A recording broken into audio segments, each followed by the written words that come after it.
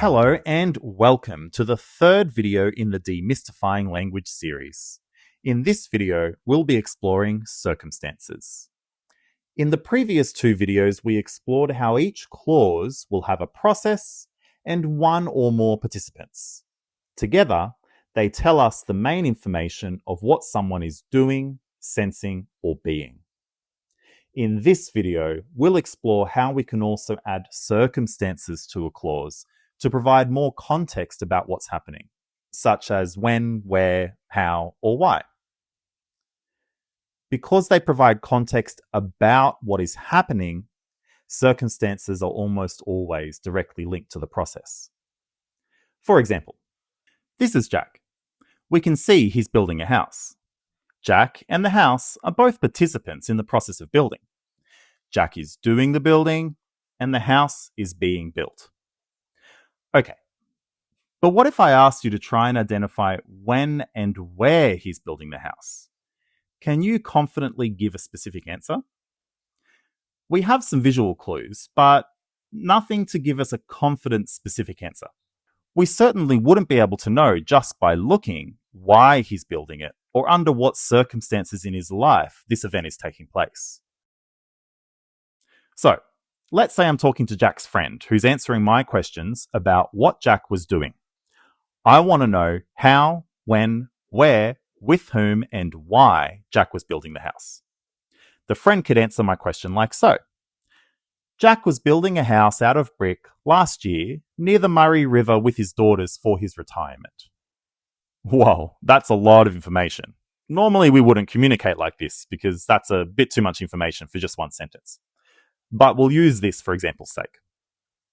We can see this as one single clause because it only has one process, was building. All the other information in orange is telling us more about the process of building. It's telling us how, when, where, with whom, and why the building took place. One way of confirming if something is a circumstance is by seeing if we can move it around. In English, processes and participants are pretty fixed in place, while circumstances, on the other hand, are quite flexible. They can be placed almost anywhere in a clause in several different combinations. For example, we could move the time circumstance to the start. Last year, Jack was building a house out of brick near the Murray River with his daughters for his retirement. Or perhaps we could move a couple of others around too. Last year, near the Murray River, Jack was building a house out of brick for his retirement with his daughters. There are heaps more combinations that would also work, but we wouldn't have time to go through them all in this video. Alright, so we've had a look at what is a circumstance. Now it's time to look at all the different kinds of circumstances. There are a total of 9 circumstance types. I know, looking at all these 9 types at once can probably feel a little overwhelming. But please rest assured, you don't really need to be able to accurately categorize circumstances when you see them or use them. For your everyday purposes, it's just useful to be aware of what kinds of circumstances exist so that you can more confidently figure out what is a circumstance and what isn't one. Circumstances of time answer questions of when, how long, and how many times. For example, Jack was building a house last year, or Jack was building a house for 10 months. Circumstances of place tell us where and how far, as in next to the river, or 10 meters from the river. Next is meta, which answers how, what like, and how much. For example, with bricks, very quickly, or like a professional builder. Cause addresses why and who for, like for his retirement or for his family. Circumstances of condition tell us under what conditions. For example, despite his illness or without any help. Circumstances of accompaniment give information about with whom or with what, as in with his daughters. Next is role, which answers what as or what into, like as the main builder. Circumstances of matter tell us what about. For example, Jack told his friends about the sale of the house. Lastly, we have angle, which tells us who says, like in the sale price was good, according to Jack. Now it's your turn. See if you can spot the circumstances in these next few clauses. Write each clause down, underline the process, and then place brackets around the circumstances. You don't need to figure out what kind of circumstance it is. You just need to see if you can spot them. Also, keep in mind there may be more than one circumstance per clause. Alright, here's the first one.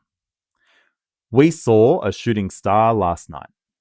Write it down, underline the process, and bracket any circumstances. Pause the video if you need more time.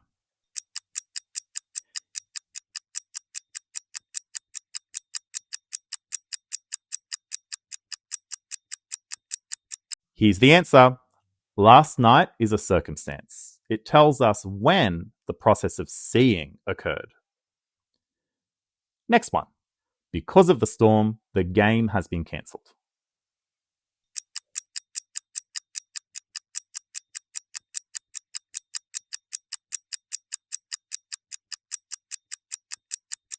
The process of cancelling happened because of the storm. According to the report, unemployment has been falling for the last 2 years.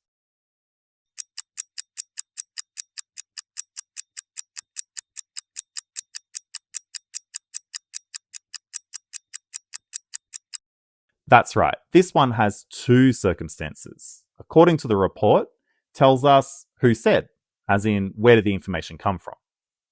And for the last 2 years tells us when the process of falling happened. A fire truck pulled up in front of our house this morning.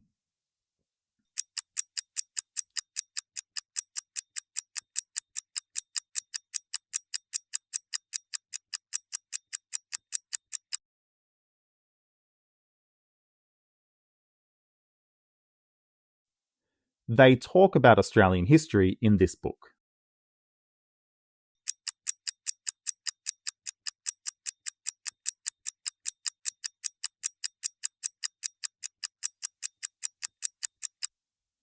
These two circumstances tell us what they're talking about and where they talk about it.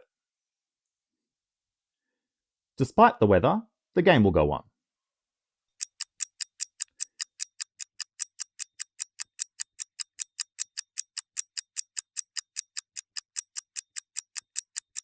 Despite the weather tells us under what conditions the game will continue. Alright, this one is more difficult. Take your time with this one. My brother was playing chess with my dad on the coffee table in the living room last night.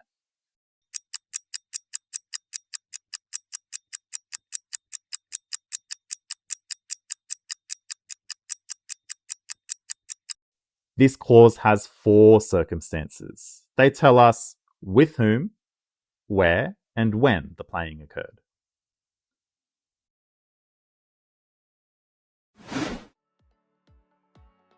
That's all for this part of the series focusing on experiential meaning. Make sure to keep an eye out for more parts to the series on logical meaning, textual meaning, and interpersonal meaning coming soon. In those parts of the series, we'll explore identifying logical connections between clauses, understanding text structure, and identifying opinions and attitudes embedded in texts.